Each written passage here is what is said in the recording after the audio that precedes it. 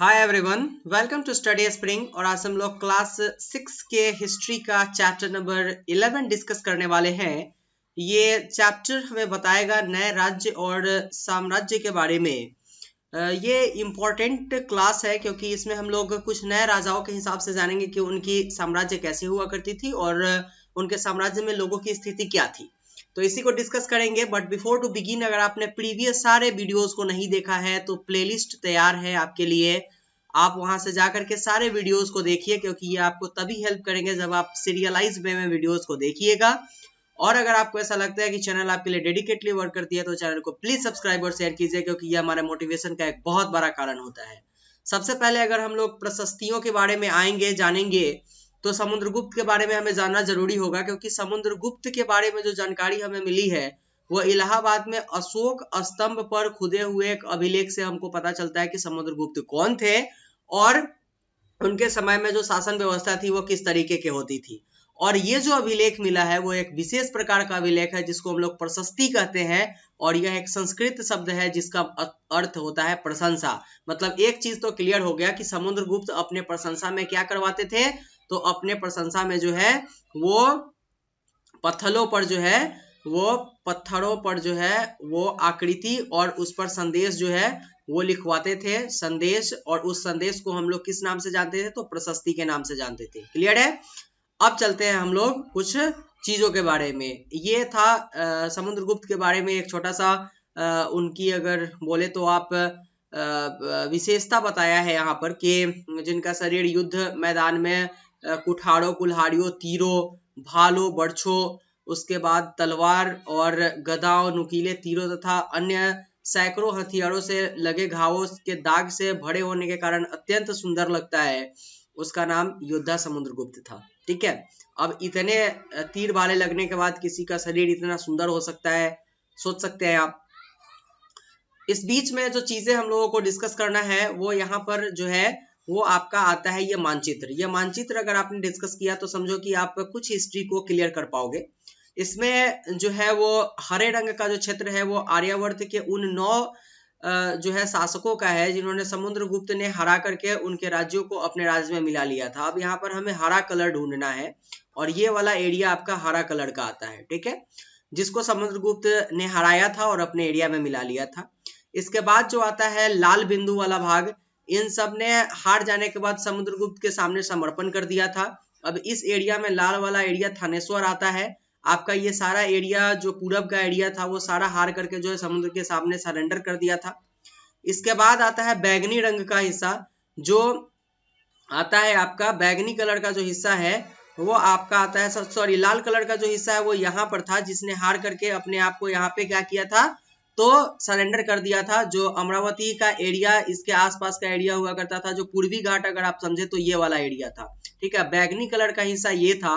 और बैगनी कलर का हिस्सा क्या हुआ करता था, तो ये बैगनी कलर के हिस्से में असम, तटीय बंगाल, नेपाल और उत्तर पश्चिमी के कई गणराज्य आते थे। ये समुद्र के गुप्त के लिए उपहार दिया करते थे। ठीक है, और नीले रंग में संभवतः कुषाण तथा शक वंश के थे जिसने श्रीलंका के शासक भी हुआ करते थे जिसमें। और ये लोग जो है वो समुद्रगुप्त के साथ जो है इनका संबंध बहुत अच्छा नहीं हुआ करता था। तो ये वाला एरिया आपको देखने को मिल जाएगा। चीजें यहाँ पर क्लियर है, यही आपको बताने का कोशिश किया गया हुआ था।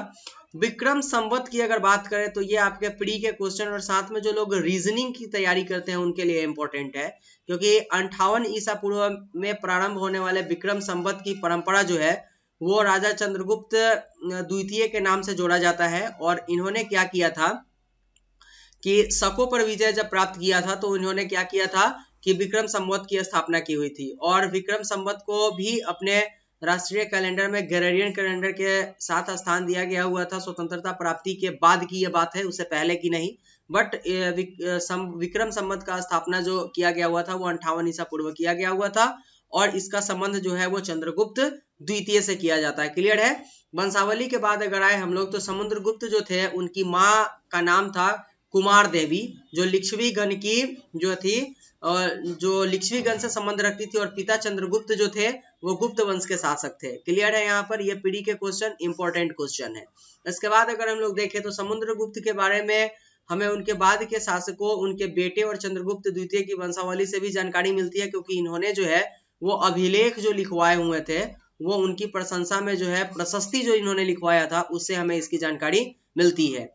और इसके बाद अगर हम लोग देखें तो कालिदास और खगोल शास्त्री आर्यभट्ट जो थे वो समुद्रगुप्त के दरबार से ही संबंध रखते थे। हर्षवर्धन तथा हर्ष चरित्र की अगर बात करें तो जिस तरह गुप्त वंश के शासकों के बारे में हमें अभिलेखों तथा सिक्कों से पता चलता है, उसी तरह अन्य शासकों के बारे में हमको उनकी जीवनी से पता चलता है। और ऐसे ही राजा हर्षवर्धन थे जिन्होंने करीब 1400 साल पहले शासन किया था। प्री का क्वेश्चन, आज से 1400 साल पहले किसने शासन किया था? हर्षवर्धन ने शासन किया था। और उसके दरबारी कवि का नाम बाणभट्ट था। प्री का क्वेश्चन, वीवीआई क्वेश्चन। और बाणभट्ट ने संस्कृत में उनकी जीवनी हर्षचरित्र लिखी है। ये भी आपका प्री का क्वेश्चन हो जाएगा 1 नंबर का। और हर्षवर्धन की जो वंशावली है उसको चीनी यात्री जो है वो स्वयं तसांग इसके बारे में लिखे हैं। ठीक है। और इम्पोर्टेंट चीज अगर हम लोग देखें तो हर्ष अपने पिता के सबसे बड़े बेटे नहीं होते हुए भी उन्होंने शासन किया था, क्योंकि जो है उनके और भाई की मृत्यु हो गई हुई थी और साथ में उनका जो बहनोई था वो कन्नौज का शासक हुआ करता था। लेकिन हुआ क्या था कि कन्नौज, उनकी मृत्यु होने के बाद जो है उन्होंने कन्नौज को अपने अधीन में ले लिया था। और इसके बाद हर्षवर्धन नर्मदा नदी को पार करके दक्कन की ओर जो है वो आगे बढ़ने की कोशिश की थी, लेकिन चालुक्य नरेश पुलकेशिन द्वितीय ने उन्हें रोक दिया था। ये आपका प्री का क्वेश्चन है, किन्होंने हर्षवर्धन को जो है वो नर्मदा नदी पार करने के लिए रोका था? तो इसको जो है वो चालुक्य नरेश पुलकेशिन द्वितीय ने रोका था। क्लियर है। अब पल्लव, चालुक्य और पुलकेशिन द्वितीय की प्रशस्तियों को देखना जरूरी है, क्योंकि इनका नाम यहाँ पे आया है। तो इस काल को पल्लव और चालुक्य दक्षिण भारत के सबसे महत्वपूर्ण राजवंश थे इस काल में। ठीक है। पल्लव और चालुक्य दक्षिण भारत के सबसे महत्वपूर्ण राजवंशों में से एक हुआ करती थी। और पल्लवों का राज्य की राजधानी जो थी वो कांचीपुरम में थी। सीधे प्री के क्वेश्चन के लिए इसको ऐड कर लीजिएगा। और ये जो है चालुक्यों की जो राज्य थी वो कृष्णा और तुंगभद्र नदी थी। ये प्री का क्वेश्चन है। ये केवल राज्य थी, नॉट राजधानी थी। लेकिन चालुक्यों की जो राजधानी थी वो एहोल थी। ये आपके प्री के क्वेश्चन है। इसको एक साथ मर्ज कीजिएगा और दोनों को एक साथ याद कीजिएगा कि कंफ्यूजन नहीं आए। इसके बाद जो है वो पल्लव और चालुक्य एक दूसरे के सीमा पर अतिक्रमण करते थे। मतलब कि इंक्रोचमेंट का बात आप जानते होइएगा। मतलब कि आपका ये सीमा है, मेरा ये सीमा है, तो हमने अपना सीमा इधर बढ़ा लिया। मतलब वो चीन और भारत वाली बात हुआ करती थी, जिसमें भारत के तरह शांत, भारत जैसे अभी शांत हुआ है उस तरह ये दोनों शांत नहीं होते थे, पल्लव और चालुक्य। ठीक है। ये लोग जो है वो क्या करते थे कि चीन वाले स्टेटमेंट अपनाते थे। स्ट्रेटेजी 5 किलोमीटर आगे बढ़ते थे और जब भारत इधर से खदेड़ती थी तो 2 किलोमीटर पीछे जाते थे। मतलब 3 किलोमीटर अभी भी हिस्सा अपने पास रख लिया करते थे। ठीक है। इसके बाद अगर हम लोग देखें तो पुलकेशिन द्वितीय सबसे प्रसिद्ध चालुक्य शासक था। ये आपके प्री के क्वेश्चन हो जाएंगे। और इसके बाद इसके बारे में हमें उसके दरबारी कवि रवि कृति द्वारा रचित प्रशस्ति से पता चलता है। ठीक है। ये भी आपका प्री का क्वेश्चन हो जाएगा कि पुलकेशिन द्वितीय के बारे में हमें कैसे पता चलता है और पुलकेशिन द्वितीय का दरबारी कवि का क्या नाम था। ठीक है। इसके बाद जो है वो इम्पोर्टेंट चीज आता है यहाँ पर प्रशासन के बारे में कि इन राज्यों का प्रशासन होता कैसे था। तो पहले के राजाओं की तरह इन राजाओं के लिए भी भूमि कर सबसे महत्वपूर्ण हुआ करता था और प्रशासन की इकाई गांवों में हुआ करती थी। गांव से अलग अलग छोटे छोटे गांवों में हुआ करती थी और गांव के जो सबसे मध्यस्थ व्यक्ति थे उनको कर वगैरह वसूलने का अधिकार यहाँ पे दे दिया जाता था। ये चीजें हैं, ये फिर वही 80% वाले बात में से है जिसको जानने की कोई जरूरत नहीं है। इसके बाद जो है वो इस राज्य की जो दक्षिण वाले एरिया थे वहां पे सेना किस तरीके की हुआ करती थी। तो यहाँ पर कुछ पैदल सेना हुआ करती थी और कुछ सेनों को ठीके पर लिया जाता था। और इस तरीके के जो व्यक्ति थे जो ये शासन प्रोवाइड करते थे उनको हम लोग सामंत के नाम से जानते थे, सामंत के नाम से। ठीक है। और कहीं कहीं पर शासक दुर्बल होते थे और सामंत स्वतंत्र होने की कोशिश करते थे, या फिर ये सामंत जो थे वही वहां पर जाकर के जो है वो शासन करना स्टार्ट कर देते थे। इसके बाद दक्षिण के राज्यों में जो सभाएं थी उसकी अगर हम लोग उसके बारे में अगर डिस्कस करेंगे तो ब्राह्मण भूस्वामियों का संगठन होता था जिसको सभा के नाम से जानते थे, जिसमें ब्राह्मण भूस्वामी हुआ करते थे। और इन इलाकों के भूस्वामी जो थे वो जिन इलाकों के में भूस्वामी ब्राह्मण नहीं थे वहां उर नामक ग्राम सभा हुआ करती थी और नगरम व्यापारियों का एक संगठन हुआ करता था। तो जो है वो नगरम किसका संगठन हुआ करता था? तो व्यापारी की और दूसरा जो है कि जिस राज्य में जो है वो ब्राह्मण भूस्वामी नहीं हुआ करते थे उसको हम लोग किस नाम से जानते थे, तो उर नामक ग्राम सभा के नाम से जानते थे, ठीक है। और जहां पर ब्राह्मण हुआ करते थे उसको हम लोग सभा के नाम से जानते थे। चीजें क्लियर है। इसके बाद है उस जमाने के आम लोग कैसे हुआ करते थे, जो से कॉमन मैन होते थे, कॉमन पीपुल। तो वहां पर जो है वो कॉमन पीपल के बारे में अगर आपको जानना है तो नाटकों के से पता चलता है उसके बारे में, क्योंकि यहाँ पर अगर देखिएगा तो अधिकांश नाटकों में रोचक बात ये होती थी कि राजा और अधिकांश ब्राह्मणों को संस्कृत बोलते हुए देखा जाता था, जबकि अन्य लोग महिलाएं प्राकृत बोला करती थी। इसका सबसे प्रसिद्ध नाटक अभिज्ञान शकुंतलम दुष्यम नामक एक राजा और शकुंतला नामक एक युवती की प्रेम कहानी के बारे में बताया गया हुआ है, ठीक है। और ये कालिदास का नाटक था। अभिज्ञान शकुंतलम दुष्यम, ये आपका पीढ़ी का क्वेश्चन आ जाएगा। किसकी रचना है, कालिदास की रचना है। क्लियर है।